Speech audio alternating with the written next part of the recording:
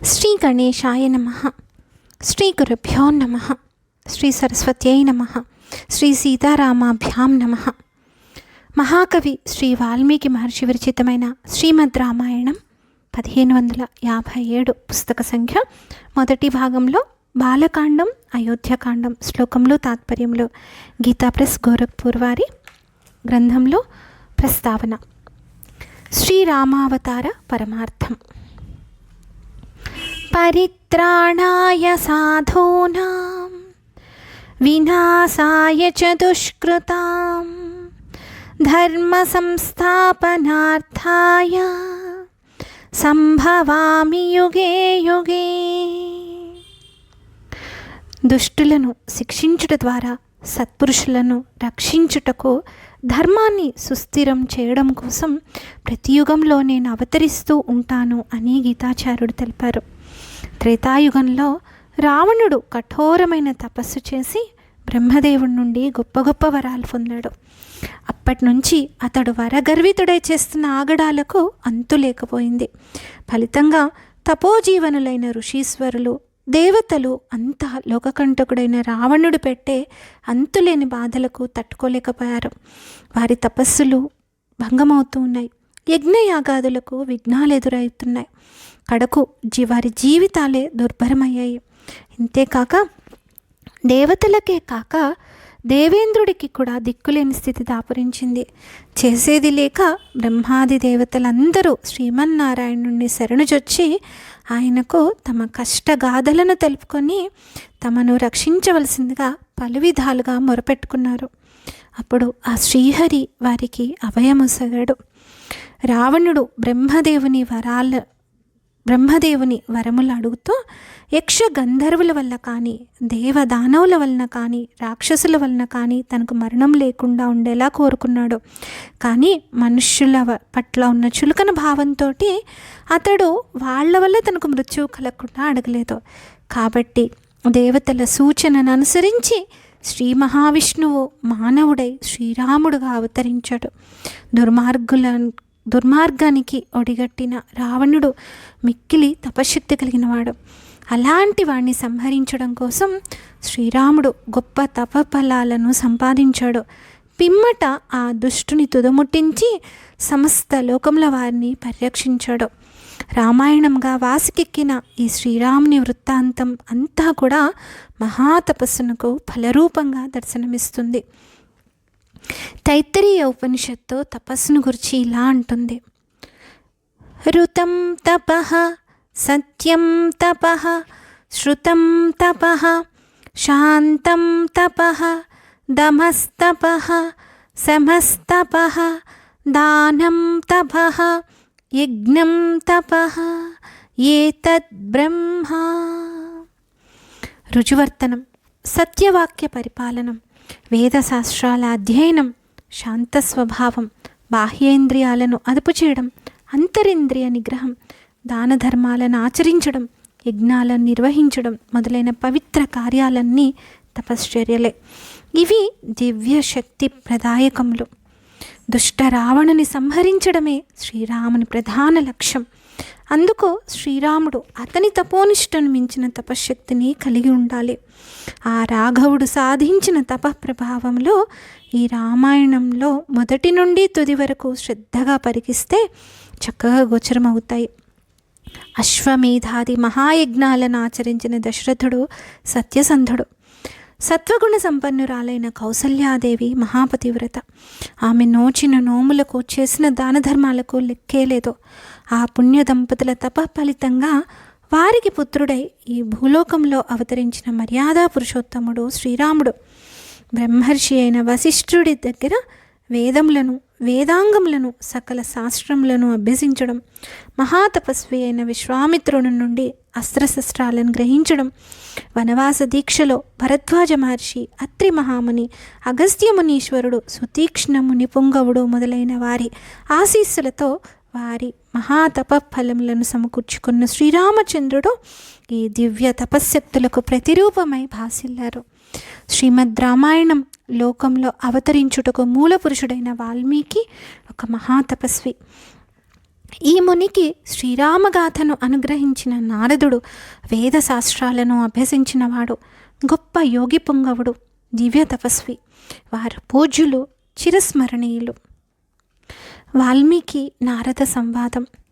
తపస్వాధ్యాయ నిరతం తపస్వీ వాగ్విదాంవరం నారదం పరిపప్రచ్ఛ వాల్మీకిర్ముని పుంగవం.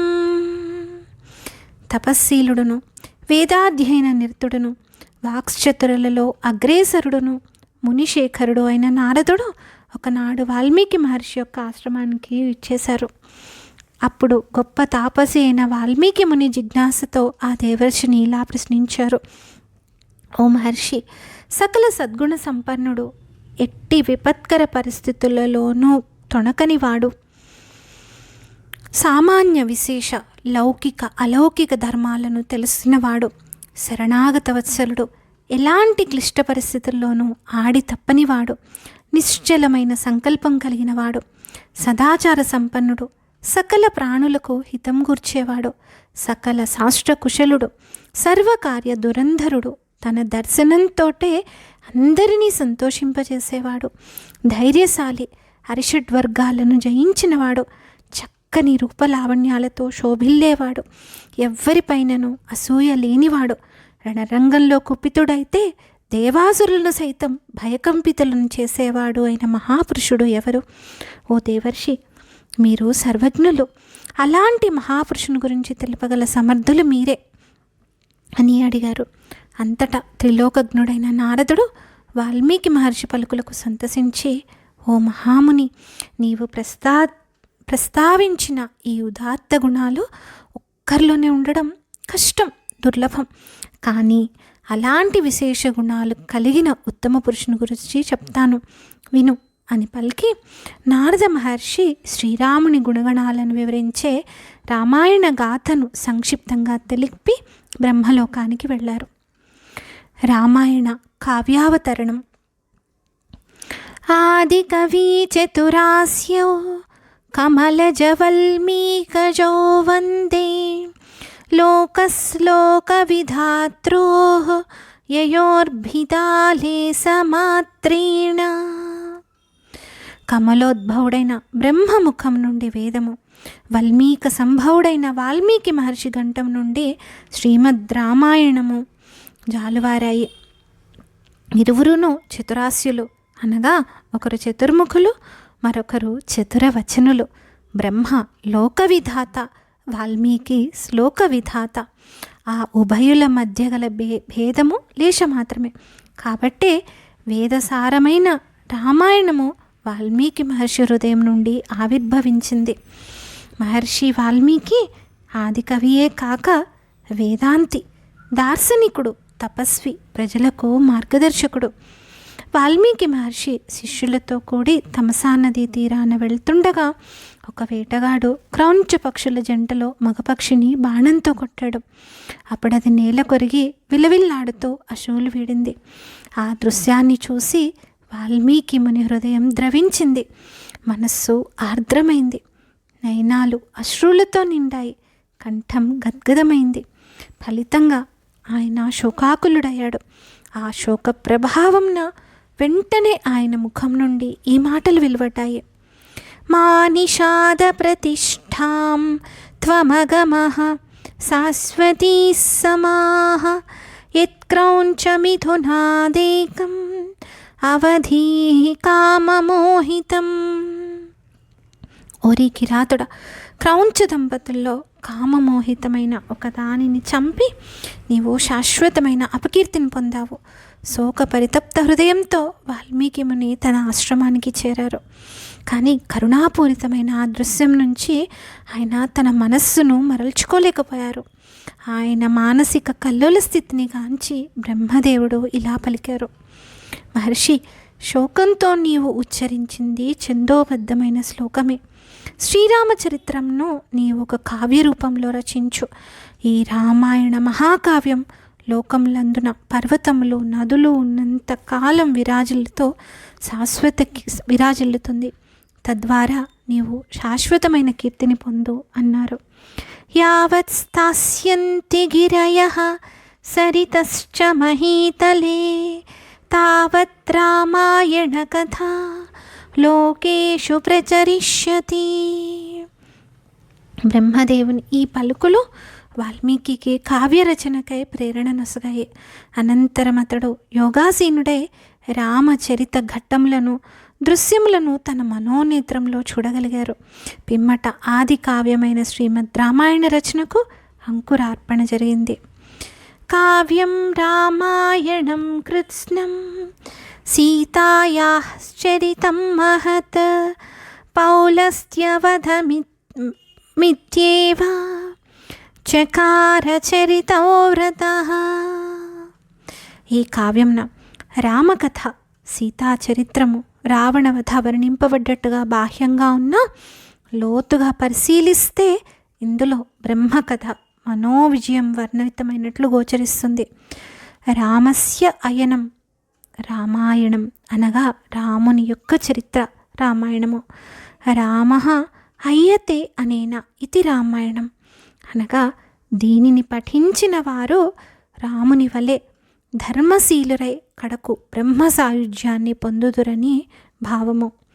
రామాయాః సీతాయాః అయినం రామాయణం అనగా ఇది సీతాదేవి చరిత్రం. శ్రీరాముడు సీతాదేవి లోకానికి ఆదర్శమూర్తులు, ఆరాధ్యులు. శ్రీరాముడు మానవాళికి ఆవశ్యకమైన పుత్రధర్మం, మిత్రధర్మం, భ్రాతృధర్మం, భర్తృధర్మం, శిష్యధర్మం, శత్రుధర్మం మొదలైన ధర్మాలనన్నిటినీ స్వయంగా ఆచరించి లోకానికి మార్గదర్శకుడయ్యాడు. సీతామాతయు స్త్రీలకు ఆచరణీయమైన సమస్త ధర్మాలను నిజ జీవితం ద్వారా లోకానికి ప్రకటించింది. ఇలా రామాయణం కావ్యం అవ్వడమే కాక ఒక ధర్మశాస్త్ర గ్రంథమైంది. మానవ జీవితంలో ధర్మము, అర్థము, కామము అనే 3 పురుషార్థాలు సాధింపదగినవి. ఈ త్రివర్గమునకు ధర్మము మూలము. ధర్మబద్ధములు కాని అర్ధకామములు 2 అనర్థహేతువులు. ధర్మానికి విరుద్ధంగా పచ్చి స్వార్థంతో భరతునకు రాజ్యాన్ని అంటే అర్ధాన్ని కట్టబెట్టిన చూసిన కైక నలుగురిలో నవ్వుల పాలై లోకనిందకు గురైంది. అలాగే ధర్మమును వీడి కామాతురుడై పరసతులను ఆశించిన దుష్ట రావణుడు లోకంలో అపకీర్తి పాలయ్యాడు, సపరివారంగా నశించాడు.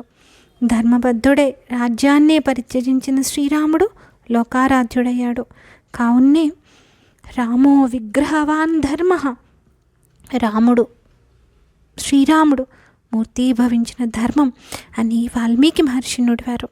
అందువల్లనే ధర్మో రక్షతి రక్షితః, ధర్మమును ఆశ్రయించిన వాణ్ణి ఆ ధర్మమే కాపాడుతుంది అనే సూక్తి ఏర్పడింది.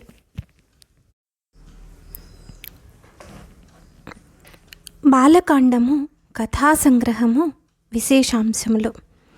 పుత్రకామేష్టి సంతాన ప్రాప్తి నామకరణం. అయోధ్యాధిపతి అయిన దశరథ మహారాజు తనకు ఎంతకాలానికి సంతానం కలగకుండడం చేత పరితపిస్తూ ఉన్నారు. పాప పరిహారార్థమై అశ్వమేధ యాగం చేయడానికి సంకల్పించారు. తన సంకల్పాన్ని వశిష్ఠాది మహర్షులకు మమ లాలప్యమానస్య పుత్రార్థం నాస్తి వై సుఖం తదర్థం హయమేధేన యక్ష్యామ్యీతి మతిర్మమ అంటూ తెలియచెప్పారు. పుత్రులు లేక తపన పడుచున్న నాకు మనశ్శాంతి లేకుండా పోయింది. అందుకే అశ్వమేధ యాగం చేయవలనని నా సంకల్పము అని. వశిష్ఠాదుల సూచన మేరకు ఋష్యశృంగ మహామునిని ఆహ్వానించి ఆయన పర్యవేక్షణలో ఒక మహాయాగాన్ని నిర్వర్తించారు. అనంతరము సంతాన ప్రాప్తికై శాస్త్రోక్తంగా పుత్రకామేష్టి అనే క్రతువును ఆచరించారు. యజ్ఞపురుషుడు అనుగ్రహించిన పాయసాన్ని దశరథ మహారాజు కౌసల్య, సుమిత్ర, కైకేయి అని పేరు కలిగిన తన 3 భార్యలకు పంచారు. పాయస ప్రభావమున ఆ 3 సంతానవంతులయ్యారు. భవిష్యద్ద్రష్ట అయిన వశిష్ఠ మహర్షి ఆ 4 బాలకులకు నామకరణం చేశారు. తన సద్గుణాల చేత అందరినీ ఆనందింపజేసేవాడు కావున కౌసల్యాతనయునకు రాముడు అని పేరిచ్చాడు. మున్ముందు రాజ్యభారాన్ని వహించేవాడవడం చేత కైకేయి పుత్రుడుకు భరతుడు అని పేరు పెట్టాడు. సుమిత్రకు కలిగిన ఇరువురు కుమారుల్లో సర్వ శుభలక్షణ సంపన్నుడైన ఒకనిని లక్ష్మణుడు అని, శత్రువులను హతమనర్చడంలో ఘటికుడైన రెండవ వాడిని శత్రుఘ్నుడు అని నామకరణం గావించను. ఇదియే వారి పేర్లలోని వైశిష్ట్యము. వారు సార్థక నామధేయులు. ఈ నలుగురు రాజకుమారులు వశిష్ఠ మహర్షి వద్ద వేదాంగాలను సకల శాస్త్రాలను అభ్యసించారు. దశరథుడు ఆయన ముగ్గురు పత్నులు ఆ చిన్నారుల గుణగణాలకు ఎంతో మురిసిపోతూ ఉన్నారు. యాగరక్షణకై విశ్వామిత్రుని వెంట రామలక్ష్మణుల ప్రయాణం. ఇలా కొంతకాలం గడిచిన తర్వాత తపస్సంపన్నుడైన విశ్వామిత్ర మహర్షి దశరథుడి సభకేతించారు. దశరథుడు ఆయనకు అతిథి సత్కారాలను చేసిన తర్వాత ఆయన కోరికను నెరవేరుస్తానని మాట ఇచ్చాడు. తన యజ్ఞ సంరక్షణార్థమై శ్రీరాముణ్ణి తన వెంట పంపమని ఆ మహర్షి కోరారు. అల్లారు ముద్దుగా పెంచుకుంటున్న తన చిన్నారి రాముణ్ణి ఆ ముని వెంట పంపడానికి దశరథుడు తటపటాయింపసాగాడు. అప్పుడు విశ్వామిత్ర మహర్షి, అహం వేద్మి మహాత్మానం రామం సత్యపరాక్రమం వశిష్ఠోపి మహాతేజ ఏ చే మే తపసి స్థితాః. ఓ దశరథ, శ్రీరాముడు సత్యమే పరాక్రమంగా ఆయుధంగా కలిగినవాడు. తన సత్య ప్రభావం చేత ముల్లోకాలను ఆక్రమింపగలిగినవాడు. అంతేకాదు, అతను మహాత్ముడు అనగా మహాపురుషుడు, పరమాత్ముడు.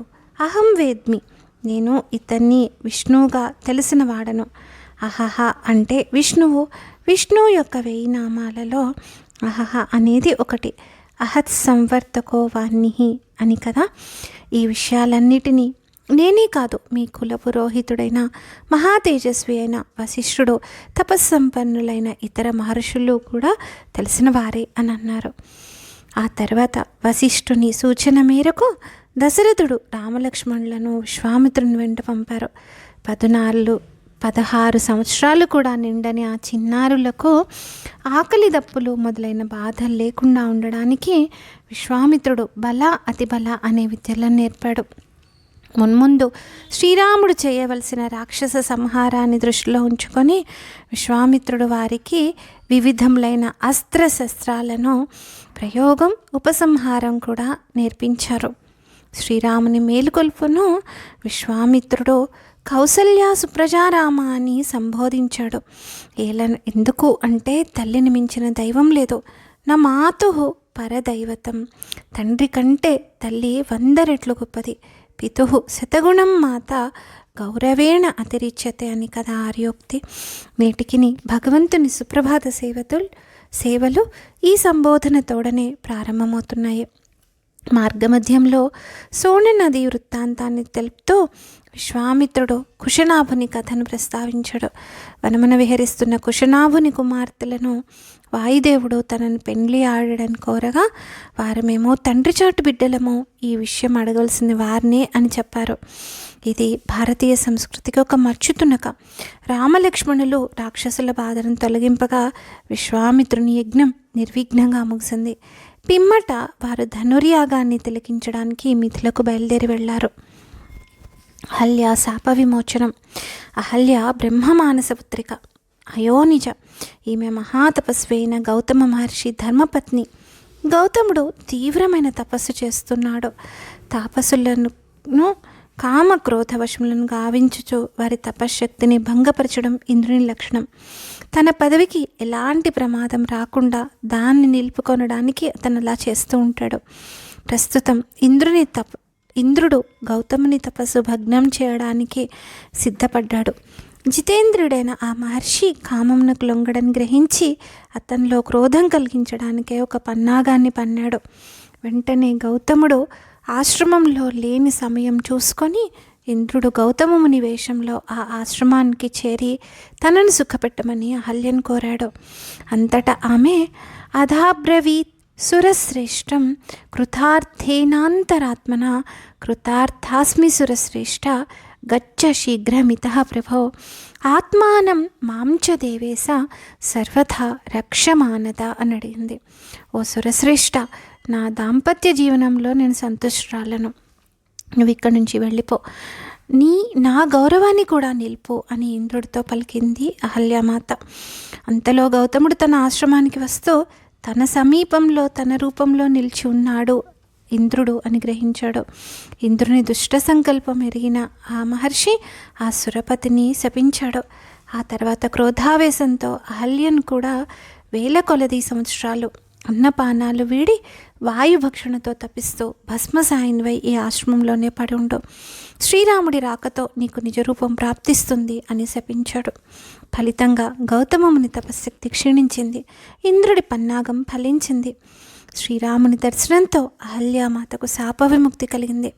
పరమ పునీతైన ఆమె శ్రీరామునకు అతిథి మర్యాదలు నెరపి తన తపఫలాన్ని ఆయనకు ధారపోసింది. శ్రీరాముడు ఆ ముని దంపతులకు నమస్కరించి ముందుకు సాగాడు. ధిక్ బలం క్షత్రియ బలం, బ్రహ్మ తేజోబలం బలం. విశ్వామిత్రుడు రామలక్ష్మణులను వెంట పెట్టుకొని మిథిలా నగరానికి చేరాడు. జనక మహారాజు తన కుల పురోహితుడైన శతానంద మహర్షి మొదలైన వారితో కూడా వారికి స్వాగత మర్యాదలు చేశాడు. సందర్భవశంలో శతానందుడు రామలక్ష్మణులకు విశ్వామిత్రుని కథను వివరించాడు. గాధినందనుడైన విశ్వామిత్రుడు క్షత్రియ వంశం వాడు. అతడొక పర్యాయం తన సైన్యాలతో భూమండలాన్ని చుట్టి వస్తూ వశిష్ఠుడి ఆశ్రమానికి వెళ్ళాడు. ఆ మహర్షి తన కామధేను ప్రభావంతో వారందరికీ షడ్రసోపేతమైన భోజనాలతో సత్కారం చేశాడు. కామధేను మహిమను తెలుసుకున్న విశ్వామిత్రుడు ఆ గోవును తనకిమ్మని ఆ మహర్షిని కోరాడు. ఆయనందుకు ఆమోదింపలేదు. అంతటా గాధిసుతుడు ఆ గోవును తీసుకొని వెళ్ళడానికి బలప్రయోగానికి దిగాడు. వశిష్ఠుని అనుమతితో ఆ ధేనువు సైన్యాన్ని సృజించి విశ్వామిత్రుడి బలాన్ని నిర్వీర్యమునర్చింది. అనంతరం విశ్వామిత్రుడు తీవ్రమైన తపస్సు చేసి పరమేశ్వరుడి నుండి దివ్యాస్త్రాలను పొంది బలగర్వితుడై మరలా వశిష్ఠునిపై దాడి చేసి ఆయన ఆశ్రమాన్ని ధ్వంసం చేశాడు. కుపితుడైన వశిష్ఠుడు తన బ్రహ్మదండం చేత విశ్వామిత్రుని యొక్క దివ్యాస్త్రాలన్నిటినీ వమ్ము కావించాడు. అప్పుడు ఆ గాధిసుతుడు ధిక్ బలం క్షత్రియ బలం, బ్రహ్మతేజో బలం బలం, ఏకేన బ్రహ్మదండేన సర్వాస్త్రాణి హతానిమే అనుకున్నాడు. క్షత్రియ బలము ఒక బలమేనా? బ్రహ్మతేజో బలమే నిజమైన బలము. ఒకే ఒక్క బ్రహ్మదండం నా అస్త్రాలన్నిటినీ చిత్తు చేసింది అనుకున్నాడు. ఆ తర్వాత ఆ కౌశికుడు బ్రహ్మర్షి అవ్వడం కోసం తీవ్రమైన తపస్సుకు దిగాడు. విశ్వామిత్రుడు అవరోధాలను అధిగమించి బ్రహ్మర్షి అవ్వడం. పిదప విశ్వామిత్రుడు దక్షిణ దిశకు వెళ్ళి అక్కడ 1000 సంవత్సరాలు తీవ్రంగా తపస్సు చేశాడు. బ్రహ్మ ప్రత్యక్షమయ్యి రాజర్షిగా గుర్తించాడు. బ్రహ్మర్షి కానందుకు చింతిస్తూ ఇంకా ఘోర తపను చేయసాగాడు. ఇంతలో ఇక్ష్వాకు వంశజుడైన త్రిశంకు మహారాజును సశరీరంగా స్వర్గాన్ని పంపడం కోసం చేసిన ప్రయత్నంతో ఆయన తపశ్శక్తి అంతా మిగులు క్షీణించింది. పిమ్మట అతడు పశ్చిమ దిశకు చేరి పుష్కర తీర్థంలో అచంచలమైన తపస్సు చేశారు. అంబరీషుని యజ్ఞానికి బలి పశువు కాకపోతున్న తన మేనల్లుడైన సునస్సేపును రక్షించడానికి, అంబరీషుడికి యజ్ఞఫలాన్ని ప్రసాదించడానికి ఆ కౌశికుడు మరల తన తపస్సునంతా ధారపోసాడు. అనంతరము ఆ పుష్కర క్షేత్రం నందే మళ్ళొక్క 1000 సంవత్సరాలు తపస్సు చేశాడు. బ్రహ్మ ప్రత్యక్షమై ఆయనకు ఋషిత్వాన్ని అనుగ్రహించారు. అంతటితో తృప్తి చెందక విశ్వామిత్రుడు ఇంకా దీక్షతో తపమాచరించాడు. ఆ స్థితిలో దేవతలు పంపగా వచ్చిన మేనక వలపుల్లో చిక్కుకొని అతడు తన తపశ్శక్తిని మరలా వమ్ము చేసుకున్నాడు. తన జితేంద్రియత్వాన్ని కోల్పోయినందుకు విశ్వామిత్రుడు మిగుల పశ్చాత్తాపపడి ఉత్తర దిశకు చేరి హిమగిరిపై మరల కడుదీక్ష వహించి తపస్సు చేశాడు. అంతటా బ్రహ్మ ప్రసన్నుడై ఆయనకు మహర్షిత్వం అనుగ్రహించి, ఇంత మాత్రానికే నీవు జితేంద్రియుడైనట్టు తలచకు, ఇంకా ప్రయత్నించు అని పలికారు. తదుపరి ఆ గాధిసుతుడు ఊర్ధ్వబాహువై వాయువునే ఆహారంగా తీసుకుంటూ వేసవి కాలంలో పంచాగ్ని మధ్యంలో, చలికాలంలో జలముల మధ్య ఉండి 1000 సంవత్సరాలు కఠోరంగా తపస్సు చేశాడు. అంతటా దేవతలు రంభను పంపి ఆయన్ను కామపరవశం చేయుటకు ప్రయత్నించగా ఆగ్రహించిన ఆ గాధిస్తుడు శిలవై పొమ్మని ఆమెను శపించాడు. క్రోధ కారణంగా మరలా ఆయన తపస్సు కుంటుపడింది. వెంటనే ఆయన తూర్పు దిశకు చేరి తీవ్ర తపోదీక్షకు దిగాడు. ముల్లోకాలు అల్లకల్లోలమయ్యాయి. అప్పుడు బ్రహ్మ సాక్షాత్కరించి ఆయనకు బ్రహ్మర్షిత్వాన్ని అనుగ్రహించారు. అనంతరం వశిష్ఠ మహర్షి ఆయన్ని బ్రహ్మర్షిగా పేర్కొనడంతో విశ్వామిత్రుడు మిగులు తృప్తి చెందాడు. శతానందుల వారి ద్వారా బ్రహ్మర్షి విశ్వామిత్రుని వృత్తాంతాన్ని విని రామలక్ష్మణులు జనక మహారాజు ఎంతో సంప్రీతులయ్యారు. ఇయం సీత మమ సుత. యుక్త వయస్కురాలైన సీతాదేవికి జనక మహారాజు వివాహం చేయ సంకల్పించారు. తన ఇంట ఉన్న శివధనుస్సును ఎక్కుపెట్టిన వానికే తన కూతుర్నిచ్చి పెండ్లి చేస్తానని ఆ మహారాజు ప్రకటించాడు. ఆమెను పెండ్లి ఆడగోరి పెక్కుమంది రాజకుమారులు మిథులకు వచ్చి వింటిని సంధింపలేక విఫల్లులై ఇంటి ముఖం పట్టారు. ఆ స్థితిలో రామలక్ష్మణులు అక్కడికి వచ్చారు. విశ్వామిత్ర మహర్షి కోరికపై జనకుడు ఆ శివధనస్సును వారికి చూపించాడు. వెంటనే శ్రీరాముడు ఆ ధనస్సును చేతిలోకి తీసుకొని ఎక్కుపెడుతుంటే అది పెళ్ళుమని విరిగి 2 ముక్కలైంది. అప్పుడు జనకుడు మాత్రమే కాక సదస్సులంతా సంతోషంతో పొంగిపోయారు. జనకుని ఆహ్వానంపై దశరథ మహారాజు సపరివారంగా మిథిలకు వచ్చేశారు. కళ్యాణ వేదిక చక్కగా అలంకృతమై సదస్సులతో కళకళలాడుతుండింది. సీతారాములు వేదికను అలంకరించారు. అంత మిథిలాపతి అయిన జనకుడు శ్రీరామునకు కన్యాదానమునరుస్తూ ఇయం సీత మమ సుత సహధర్మచరీతవ ప్రతీచ్ఛ చైనాం భద్రంతే పాణిం గృహ్ణీష్వ పాణినా. సౌందర్యరాశి సౌకుమార్యనిధి లావణ్యవతి అయిన ఈ కన్యకామణియే సీత. ఈమె అయోనిజ మహాతపస్సంపన్నురాలైన రాజర్షులకు ఆలవాలము, కీర్తి ప్రతిష్టలకు నిలయము అయిన మా వంశానికి ప్రతీక. నా పుత్రిక అయిన సీత నేటి నుండి నీకు సహధర్మచారిణి. ధర్మార్థ కామ పురుషార్థాల ఆచరణ అనుభవంలో కష్టసుఖాల్లోనూ సర్వదా నీకు తోడుగా ఉంటుంది. విద్యుక్తంగా ఈమెను పాణిగ్రహణమునర్చి ప్రేమానురాగాలతో నీవు స్వీకరించు, నీకు శుభమగును. లోక కళ్యాణదాయకమైన సీతారాముల వివాహ మహోత్సవం వైభవోపేతంగా జరిగింది. ఆ సమయంలోనే జనకుని సోదరుడైన కుశధ్వజుని కుమార్తెలైన ఊర్మిళ మాండవి శృతకీర్తులతో క్రమంగా లక్ష్మణ భరత శత్రుఘ్నులకు వివాహాలు జరిగాయి. పరశురాముడి నుండి వైష్ణవ తేజం శ్రీరాముని చేరడం. పెండ్లి వేడుకలు ముగియగానే దశరథ మహారాజు నవవధూవరులతో సపరివారంగా అయోధ్యకు బయలుదేరారు. మార్గమధ్యంలో పరశురాముడు వారికి ఎదురై వైష్ణవ ధనుస్సును ఎక్కుపెట్టమని శ్రీరాముడిని ప్రేరేపించాడు.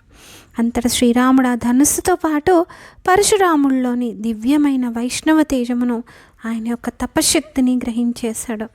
ఆ తర్వాత వారంతా అయోధ్యకు చేరారు. లోకకంటకుడైన రావణుని సంహరించడం కోసం ఈ భూలోకంలో శ్రీరాముడు అవతరించాడు. అతడు వశిష్ఠుని కడ వేదాంగాలను, సకల శాస్త్రాలను, ధనుర్విద్యలను నేర్చాడు. విశ్వామిత్రుల వలన వివిధ అస్త్రశస్త్రాలను సముపార్జించాడు. తాటకాది రాక్షసులను సంహరించి దుష్ట శిక్షణకు నాంది పలికాడు. విశ్వామిత్రుని ఆశీర్వాద రూపమున ఆయన తపశ్శక్తిని సంపాదించాడు. తపశక్తి సంపన్నులైన అహల్యా గౌతముల ఆశీర్వాదాన్ని పొందాడు. ఇంకా రాఘవుడు శివధనుర్భంగం గావించి తన శక్తి సామర్థ్యాలను లోకానికి చాటాడు. మహాశక్తి స్వరూపిణి అయిన సీతాదేవిని తనకు సహధర్మచారిణిగా చేసుకున్నాడు. పరశురాముడి నుండి వైష్ణవ ధనస్సును, దివ్య తేజాన్ని స్వీకరించాడు.